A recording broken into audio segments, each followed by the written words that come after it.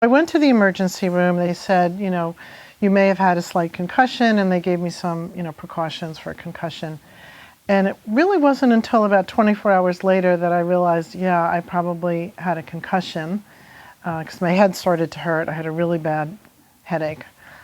Figured, okay, I'll take it easy for a couple of days, which I did, but it wasn't getting any better. I was feeling dizzy, I had headaches, anything having to do with the screen, computer, phone, BlackBerry, TV, movies, even driving was a challenge. After about a week or 10 days, I went to see my neurologist. He said, yeah, you have a concussion. They did a brain scan. They didn't find anything abnormal. And he said, you just need to rest your brain. You have to go home and unplug and rest your brain, cognitive rest. He said, that's all that we can prescribe for you. I tried that, but it's extremely difficult to just stop your brain. That feeling of sort of, being borderline nauseous and a little dizzy and disoriented would hang with me, for a day, 2 days, 3 days at a time, and I just couldn't kick it. And my symptoms lasted for the whole summer. My accident was Memorial Day weekend, and I was home from work for 4 months. I started neurofeedback, I believe it was the end of August.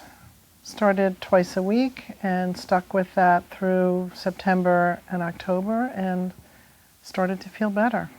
Before I started the neurofeedback, over the summer, kind of in the July time frame, so that's 2 months after the accident, if I had a day that I was feeling dizzy, it wouldn't pass. It could last for 24 hours, 48 hours, and all I could do was lie down, and I listened to a lot of audiobooks. I found that was the only activity that didn't bother me.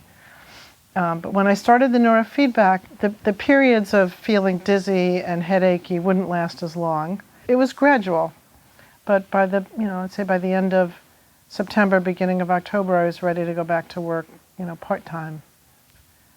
I really enjoyed having the machine at home because I would always feel very tired afterwards, and I liked being able to do my training at night right before I went to bed and just get right into bed and sleep. There was something about the combination of the training session and then letting my brain rest and sleep that I found was very helpful.